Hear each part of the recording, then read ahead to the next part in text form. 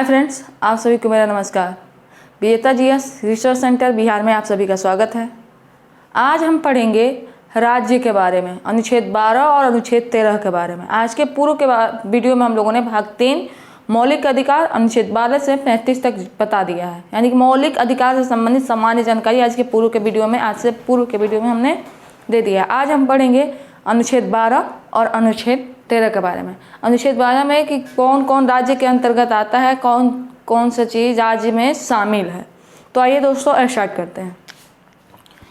अनुच्छेद 12 राज्य की परिभाषा और राज्य में शामिल है, यानी क्या क्या शामिल है। तो राज्य में शामिल है केंद्रीय सरकार और उसकी संसद।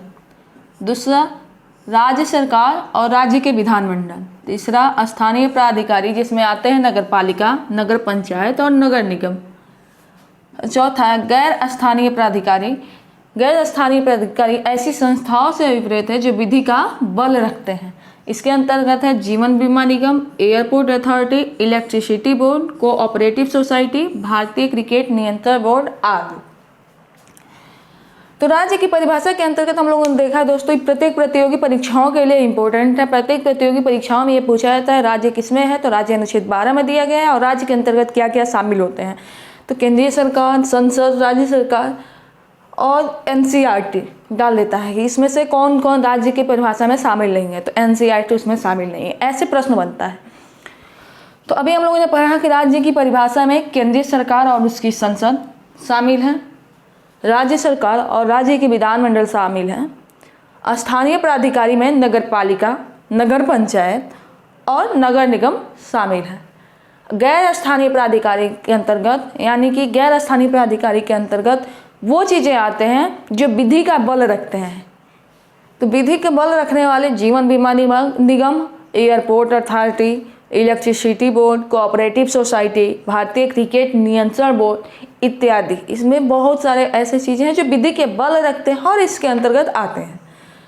इसका अपवाद है एनसीईआरटी और न्यायपालिका, यानी कि एनसीईआरटी और न्यायपालिका इसके अंतर्गत नहीं आते हैं। एनसीईआरटी जो पब्लिकेशन है वो राज्य की परिभाषा के अंतर्गत नहीं आता है, और न्यायपालिका है जो भारत की न्यायपालिका है या राज्य की जो न्यायपालिका है उसको राज्य की परिभाषा में सम्मिलित नहीं किया गया है। इससे संबंधित केस है नरेश बनाम स्टेट ऑफ महाराष्ट्र। नरेश बनाम स्टेट ऑफ महाराष्ट्र। तो दोस्तों उम्मीद करती हूँ राज्य की परिभाषा में क्या क्या शामिल हैं और गैर स्थानीय प्राधिकारी में क्या क्या चीज़ें और क्या शामिल नहीं हैं वो आप लोगों को समझ में आ गया होगा। नेक्स्ट हम पढ़ते हैं अनुच्छेद 13। अनुच्छेद 13 के अंतर्गत हम जानते हैं कि मूल अधिकारों से असंगत या उनका अल्पीकरण करने वाली विधियाँ, यानी कि जो मूल अधिकारों का उल्लंघन करती है, उससे असंगत हो या उसको कम करती हो, न्यून करती हो, वो वाली विधियाँ इसके अंतर्गत आती हैं। यानी कि न्यायिक पुनर्विलोकन पूछता है कि न्यायिक पुनर्विलोकन किसके अंतर्गत आता है, जिसमें हाई कोर्ट को और सुप्रीम कोर्ट को पावर है। मूल अधिकारों का जो उल्लंघन होता है, अल्पीकरण होता है, तो हम 226 के अंतर्गत हाई कोर्ट में, अनुच्छेद 32 के अंतर्गत सुप्रीम कोर्ट में उपचार के लिए जाते हैं। न्यायिक पुनर्विलोकन का माध्यम न्यायपालिका अपनाती है। तो अनुच्छेद 13 के अंतर्गत हम जानते हैं कि जो विधियाँ मूल अधिकारों का उल्लंघन करती हैं या मूल अधिकारों से असंगत होती है और उसको न्यून करती हैं, कम करती हैं, उसमें न्यायालय न्यायिक पुनर्विलोकन का प्रयोग करता है। अब अनुच्छेद 13 के अंतर्गत हमको 4 क्लास पढ़ने हैं, 13(1), 13(2), 13(3) और 13(4).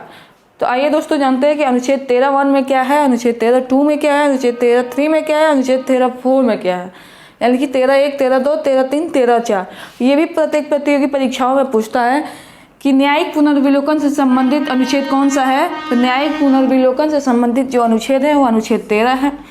इस न्यायालय न्यायिक पुनर्विलोकन का प्रयोग कब करती है, हाई कोर्ट अनुच्छेद 226 के अंतर्गत, सुप्रीम कोर्ट अनुच्छेद 32 के अंतर्गत अपना प्रयोग करती है। नेक्स्ट, अनुच्छेद 13(1) क्या कहता है, यानी कि संविधान लागू होने से ठीक पहले जो प्रवृत्त विधियाँ थी, यानी संविधान जो लागू हुई थी, संविधान लागू जो होने वाली थी, अभी हुई नहीं थी, उसके लागू होने से पूर्व जो प्रवृत्त विधियाँ थीं वो उस मात्रा में शून्य होंगी जिस मात्रा तक वो मूल अधिकारों का उल्लंघन करती है या मूल अधिकारों का अल्पीकरण करती है।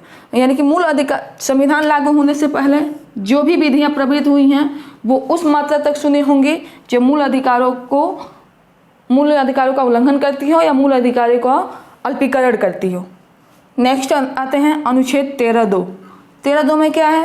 अनुच्छेद 13(2) में ये बातें कही जा रही है, संविधान लागू होने के पश्चात यानी संविधान लागू होने के बाद की विधियां जो मूल अधिकारों का उल्लंघन करती थी और जो उल्लंघन करती हैं या अल्पीकरण करती हैं वो उस मात्रा तक शून्य होगी जिस मात्रा तक वो मूल अधिकारों का उल्लंघन करती हैं और मूल अधिकारों को कम करती हैं। अनुच्छेद 13(3) में ये बताया गया है कि विधि के अंतर्गत क्या आता है। विधि के अंतर्गत विधि शब्द में शामिल है कोई अध्यादेश, आदेश, उपविधि, नियम, विनियम, अधिसूचना, रूढ़ि, प्रथा आदि। यानी कि नियम, विनियम, अध्यादेश, आदेश, उपविधि, अधिसूचना, रूढ़ि और प्रथा जो विधि के अंतर्गत आती है उसी में न्यायालय न्यायिक पुनर्विलोकन का प्रयोग कर सकता है। नेक्स्ट आते हैं अनुच्छेद 13(4). अनुच्छेद 13(4) में यह कहा गया है कि इस अनुच्छेद की कोई भी बात अनुच्छेद 368 के अधीन किए गए संविधान संशोधन को लागू नहीं होते। यानी कि इस अनुच्छेद में जो भी बातें की गई हैं अनुच्छेद 368 के अधीन जो संविधान संशोधन किया जाएगा उसके अंतर्गत लागू नहीं होते क्योंकि संविधान संशोधन विधि के अधीन नहीं आता है। तो हम लोग ये जाने कि अनुच्छेद 13 में क्या है, तो न्यायिक पुनर्विलोकन है। अनुच्छेद 13(1) में क्या है, तो अनुच्छेद 13(1) में है कि संविधान लागू होने से ठीक पहले जो विधियां थीं अगर वो मूल अधिकारों का उल्लंघन करती हैं या कम करती हैं तो वो उस मात्रा तक शून्य होंगी जिस मात्रा तक वो मूल अधिकारों का उल्लंघन करती हैं और उसे कम करते हैं। यानी कि संविधान लागू होने के पूर्व की बात कह रहा है, संविधान लागू होने के पूर्व की बात। और अनुच्छेद 13(2) क्या कह रहा है, इसमें कंफ्यूज मत होइएगा, एक पूर्व का बात कर रहा है एक पश्चात की बात कर रही है।